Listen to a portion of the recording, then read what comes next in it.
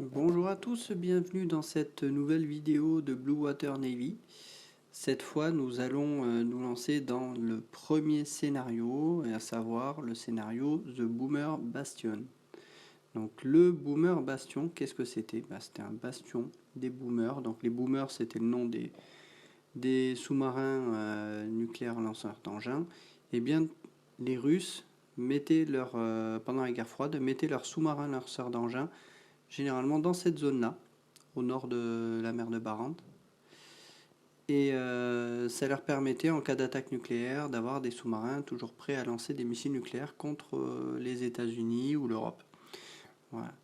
Donc dans la mission d'aujourd'hui, le but c'est d'aller détruire au moins un sous-marin dans cette zone-là. Encore faut-il qu'on arrive jusqu'à là-bas. En effet, les Russes ont placé des sous-marins ici pour barrer un peu le chemin. Il y a également des unités également ici qui vont pouvoir entrer en jeu, des avions également de patrouille maritime. Bref, ce qui peut paraître simple au départ ne l'est pas forcément dans le jeu. Donc dans cette première vidéo, ce que nous allons voir, c'est surtout, je vais vous présenter les différentes unités, comment on va trouver les informations que l'on a sur ces unités-là. Et donc en fait c'est plus une présentation que je vais vous faire et pas encore de la partie, ce sera l'objet de la vidéo qui suivra ensuite. Voilà. Donc côté OTAN, voilà ce que l'on a, donc nos petits pions bleus. Nous avons donc des sous-marins ici, ce sont eux qui vont surtout aller faire la chasse aux boomers dans le bastion. Nous avons des avions de patrouille maritime, voilà. Et c'est tout. Donc autant dire qu'on n'a pas grand chose. Voilà. Donc pour les unités, on va regarder déjà un petit peu ce que l'on a. Ici on a un P3 Orion. Et on va aller voir dans les planches à quoi correspondent les différents paramètres qui sont notés sur cet avion. Donc on va mettre la fiche qui va là. Voilà. Donc ce qui nous intéresse ici, c'est un avion de patrouille maritime. Donc un avion de patrouille maritime, celui qui est pris en exemple, il est ici. Donc vous avez le nom, comme on a vu, P3 Orion pour le nôtre. MP pour Maritime Patrol, qui nous indique que c'est un avion de patrouille maritime. Le chiffre 10 ici, qui est la défense, c'est-à-dire qu'il va falloir faire un score de 10 pour abattre cet avion, ce qui est le cas également de notre P3 Orion ici. Et ensuite, on a deux chiffres en haut, un 1 et un 3, au-dessus du 10. Identique ici. Le chiffre 1 sera utilisé pour la détection de task force. Et le chiffre 3 pour l'attaque anti-sous-marine. Donc on lancera donc 1 dé pour la détection d'une task force et 3 dés pour l'attaque d'un sous-marin. Ensuite, vous avez bien sûr le drapeau du pays auquel appartient l'unité et la portée aérienne de 1, c'est-à-dire que l'appareil peut se déplacer de une case. Donc en l'occurrence ici, l'avion en clair, il va rester dans ce secteur-là. Voilà. Donc voilà pour l'unité de patrouille maritime. On peut comparer avec d'autres unités que l'on a ici. Donc on a ici un Nimrod, qui est un avion de patrouille maritime britannique. Et donc là, lui, il a une portée de 2, donc il peut se déplacer de 2 cases. Donc en clair, il peut faire 1, 2, il peut aller dans ce secteur-là pour aller chasser des sous-marins là ou détecter des task force. Donc c'est bien, il va un peu plus loin. Et ce qu'on remarque, c'est que ce Nimrod a une portée de 2. Par contre, le Nimrod qui est déjà en patrouille ici a un chiffre 1. Donc il va moins loin. Donc c'est sûrement une version un peu plus ancienne du Nimrod, certainement. Ensuite, pareil, lorsqu'on remarque qu'on a 1 et 3 pour ces chiffres de détection de task force et d'attaque sous-marine, et lui c'est 2 et 3. Donc il a 2 dés pour pouvoir détecter une task force, qui est déjà un peu plus performant là-dessus. Les avions de patrouille maritime côté russe, ils sont ici, sur la base qui est là. On va commencer par celui-là, le IL-38 May, qui est un avion assez ancien, qui a une portée de 2, une défense de 10, une détection de task force, donc 1 dé, et 3 pour les sous-marins, 3 dés. À côté, on a 2 unités de TU95 BER-F, donc toujours avec ce sigle MP, parce que alors, le TU95 il peut être sur plusieurs versions.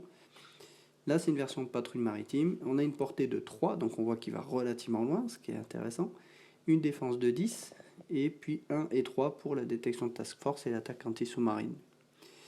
Donc voilà pour les unités aériennes en ce qui concerne ça. On a une autre unité aérienne, c'est ici, qui appartient au porte-avions Kiev, et on parlera du Kiev après. Là on voit qu'on a des Yak-38 Forger, donc c'est des avions qui ressemblent en fait à des arrières, c'est des avions à décollage et atterrissage vertical, mais qui eux sont pas très performants. Là, on voit que déjà la défense n'est que de 8, voilà. Donc ça on peut se référer également ici. Donc Fighter, FTR, défense de 8. Et ensuite on a la portée, donc ici 2 pour les fantômes et 3 pour les RR, c'est-à-dire qu'ils lanceront 3 dés, et le tactical value qui modifiera le score de dés qu'on obtient. Donc si on regarde nos Yak-38, eh bien on voit qu'on a une portée de 0, donc il va devoir rester à proximité du porte-avions. Un chiffre de 1 pour l'attaque, il ne lancera qu'un seul dé. Et on aura plus 0, c'est-à-dire qu'on ne modifiera pas les scores de dés qu'on obtiendra en attaque. Donc c'est quand même assez limité comme avion. Autre chasseur que l'on peut avoir, alors c'est un chasseur qu'on n'utilisera pas pour se déplacer, c'est ici dans le D3 que l'on a ici, le D3 du danois. Si des bombardiers passent par ce secteur-là, ils sont obligés de passer dans ce coin-là, et donc ils feront l'objet d'une interception de la part des chasseurs danois qui sont ici. Donc là, on a des F-16 qui ont un tactical value de +1. Voilà. Ce qui signifie que quand ils vont passer là, ils auront fait l'objet d'une interception, ils auront donc déjà été détectés, donc s'ils doivent faire une attaque sur une task force, ce qui ne sera pas le cas parce que côté américain on n'a pas de task force, eh bien la task force serait alors déjà au courant du raid. Voilà pour les unités aériennes. Passons maintenant aux sous-marins. Donc les sous-marins, on a les Russes ici qui ont mis ici un November. Donc le November, donc on a un chiffre 8 pour la défense. Donc il faudra un score de 8 ou plus pour lui mettre ce qu'on appelle un step loss, donc un coup au but. Le chiffre bleu 2 sur le cercle blanc correspond au nombre de dés que le sous-marin va lancer pour attaquer. Voilà. Alors petite particularité, si on regarde le sous-marin qu'on a là, on voit que le chiffre bleu, en fait, il est dans un cercle qui est moitié bleu, moitié blanc. Donc, en effet, il y a quelques petites particularités sur les sous-marins.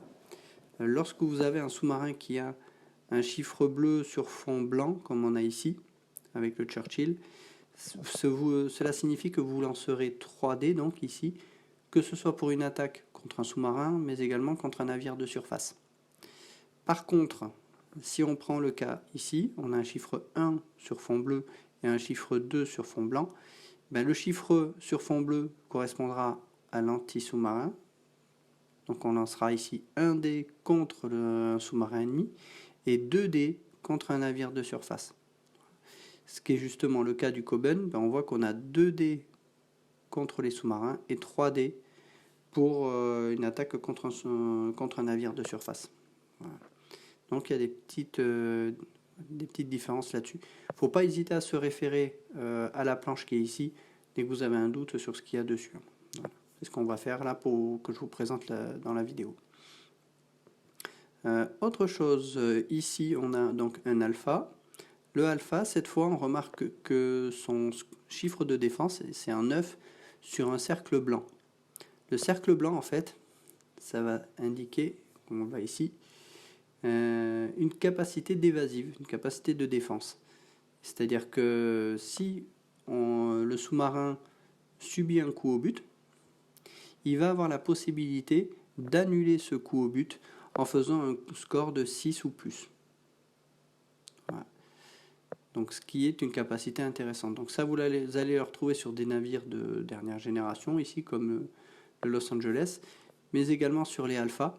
alors qui sont plus anciens, mais qui ont une capacité de vitesse qui peut permettre de semer des torpilles. Donc c'est pour ça que vous avez une capacité justement d'évitement. Voilà. La lettre N au milieu sur fond blanc, ça signifie que c'est un navire nucléaire. Donc là aussi on peut regarder.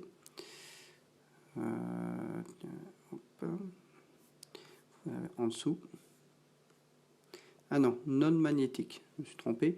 Donc les chiffres N signifient que c'est un non magnétique. Donc c'est un navire qui a été conçu en fait pour être moins décelable. Donc notamment c'est surtout contre les mines que ce paramètre sera utilisé dans le jeu. Voilà. Passons maintenant ici au Los Angeles. Ben là, on retrouve le score de 10 qu'il faut faire sur fond blanc. Donc ça veut dire que le Los Angeles pourra faire une évasive. Et en attaque, il pourra lancer 3 dés, que ce soit contre des navires de surface ou des sous-marins. Petite chose en plus, on a un +1, c'est le Tactical Value qu'on va utiliser de la même manière. On va le retrouver ici, Tactical Value. De la même manière que ce que l'on a dit tout à l'heure pour les avions. Voilà, ça modifiera le score de dés qu'on aura obtenu. Voilà. Donc pour cela c'est bon. Passons maintenant au danois, donc le Koben. Le Koben, on voit qu'il y a pas mal d'informations. Donc on a un score de 9 ou plus pour justement lui mettre un step loss, donc un coup au but. Et on a une lettre S et une lettre D. Et puis pour les 2 et 3 là qu'on a vu, ça on a déjà expliqué. Alors, le S, ça signifie qu'il est small, donc ça c'est un petit paramètre qui est utilisé par les sous-marins. Mais également le D c'est un diesel. Alors le diesel, particularité, ils sont déjà plus lents que les sous-marins nucléaires, donc ils ne pourront pas accompagner des task force. Et surtout, ils ne pourront pas aller dans l'Arctique. Pourquoi? Parce qu'en fait les sous-marins diesel, quand ils opèrent sous l'eau, ils fonctionnent sur batterie et ils ont besoin de remonter à profondeur périscopique pour faire tourner un moteur diesel, d'où le nom, afin de recharger les batteries. Donc il faut que la surface soit disponible. Or, quand vous êtes dans l'Arctique, eh ben, vous ne pouvez pas remonter à la surface puisque c'est de la glace. Donc les sous-marins diesel ne pourront pas aller dans cette zone de l'Arctique. Uniquement les sous-marins nucléaires pourront y aller. Voilà, donc une petite particularité. Voilà. Et donc aussi le fait qu'ils soient diesel, ils bougeront moins vite que les sous-marins nucléaires. Donc souvenir, les sous-marins nucléaires peuvent avancer de 2 cases par tour. Par contre, lui ne pourra faire qu'une case. Voilà. Donc c'est un peu plus limité. Voilà. Les autres sous-marins qui nous intéressent, eh bien, ce sont les sous-marins russes. Ici, nous avons un T sur rond rouge. Le T sur rond rouge, on va voir à quoi ça correspond. Super Heavyweight Torpedoes. Donc c'est des torpilles de plus forte puissance et donc qui pourront être plus efficaces contre des gros navires. Ensuite, vous avez ici ces sous-marins-là avec les triangles rouges et le chiffre jaune. Ce sont les sous-marins lanceurs d'engins, les fameux boomers. Et ça correspond en fait le chiffre que l'on a au chargement qu'emporte le sous-marin. On voit qu'il en emporte 8, la 4, la 6. Donc voilà, ça c'est vraiment les sous-marins nucléaires et donc les missiles nucléaires qui peuvent tirer contre les États-Unis ou ailleurs. Voilà. Autre chose qu'on peut dire un peu sur tout ça, on va passer sur les navires russes. Là on a un navire donc diesel, puisqu'on voit la lettre D. Ici, le navire Krivak, on voit qu'il a un R sur fond rouge. Le R sur fond rouge va correspondre à roquette torpedo. Donc il a la possibilité d'utiliser des torpilles roquettes, qu'on aura l'occasion de voir. Seuls les Russes ont ces roquettes-là. Et on a plusieurs chiffres au-dessus. On a un chiffre 2 et un chiffre 3 sur fond blanc. Alors à quoi correspond ça? Et bien, tout simplement, on va regarder là. Vous avez le chiffre ici qui correspond au nombre de SAM, c'est-à-dire c'est le nombre de missiles que le navire va pouvoir tirer pour pouvoir se protéger d'une éventuelle attaque de missiles contre lui. Et le chiffre noir sur fond blanc correspond à des missiles anti-navires à courte portée. On va retrouver également dans la légende en dessous, vous le retrouvez là. Voilà. Et vous avez des navires qui ont des missiles Sunburn, ça aussi on verra plus tard, c'est des missiles anti-navires, avec un chiffre jaune sur fond rouge qu'on retrouve également ici. Donc ces missiles-là ont des règles d'utilisation un peu plus particulières. Vous allez retrouver également des missiles anti-navires Shipwreck ici, donc avec un chiffre rouge sur fond jaune. Vous avez tout un tas de paramètres qui sont variables en fonction des navires. Vous en avez d'autres également, fond vert, du fond bleu. On passe, dans le cas présent, on n'en aura pas ici. Voilà ce qu'on pouvait dire un petit peu sur les unités en présence. Donc le but, ce sera d'aller taper les sous-marins qui sont là, mais on voit qu'on va avoir donc ces sous-marins-là qui nous font barrage, qui ne devraient pas nous poser trop de soucis parce qu'on a quand même pas mal de sous-marins déjà dans le coin, on devrait les couler, je pense, assez vite, mais il y a ces navires-là qui peuvent très bien venir se mêler à la fête pour venir un petit peu taquiner nos sous-marins qui sont là. Et vous avez également ce sous-marin qui peut très bien prendre la mer, ces navires-là également. Alors, savoir qu'on voit que ces navires-là, on a ici un chiffre bleu 2 sur cercle blanc, là, en bas à droite. Donc ce navire a une capacité de lutte anti-sous-marine d'ailleurs. On voit que c'est Krivac ASW. ASW, ça signifie Anti-Submarine Warfare, donc guerre anti-sous-marine. Donc ce navire peut venir nous embêter. Et on a également le Sov-Udaloy qui peut aussi nous embêter, puisqu'il peut lancer 3 dés en attaque sous-marin. Et le Kiev aussi peut lancer 1 dé en sous-marin. Donc voilà, tout cela risque de prendre la mer par le nord pour venir nous embêter, nous bloquer par ici, ou même venir par ici. Donc voilà, le joueur russe a quand même, même s'il a moins de sous-marins, il peut quand même venir un peu nous embêter. On a quelques navires, quelques avions de patrouille maritime qui peuvent venir ici protéger nos sous-marins.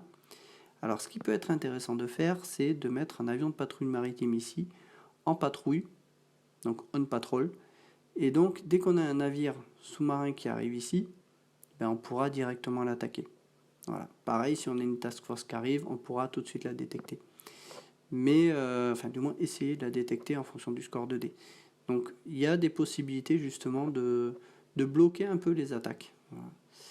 À savoir qu'ici également vous avez des sous-marins qui sont là, qui protègent les sous-marins lanceurs d'engins là. Mais on peut très bien se retrouver avec le joueur russe qui va décider de les déplacer pour venir faire en sorte qu'ils se joignent à la mêlée. Voilà, donc ici on a un sous-marin qui est dans l'Arctique, qui peut très bien essayer de passer directement là. On va voir. Alors, ce que l'on note également, c'est que les navires lanceurs d'engins, vous voyez, ils n'ont pas de chiffre bleu, c'est-à-dire qu'ils ne peuvent pas attaquer les autres sous-marins. Voilà, ils ne peuvent compter que sur la défense des autres sous-marins. Donc ça aussi c'est un paramètre important, d'où le fait de ne jamais, pour le joueur russe, de ne jamais laisser ses sous-marins sans protection. Si ce navire-là, on décide de jouer dans le tour suivant, d'aller là, si le joueur russe il a enlevé tous ces navires-là, il n'est plus en capacité de riposter. Alors à savoir que quand vous rentrez dans le bastion, vous voyez ces signes-là, vous avez des hydrophones, c'est-à-dire que dès qu'un navire rentre, il sera immédiatement attaqué par un des navires qui se situe ici. Donc, de la même manière que si un navire russe passe les lignes SOSU qui sont ici, si ce sous-marin-là décide d'aller là, il sera détecté, et donc si un navire se trouve ici, il pourra l'attaquer immédiatement avant que le sous-marin russe ne puisse effectuer son attaque. Donc vous avez tous ces aspects tactiques qui sont importants à prendre en compte quand on va jouer.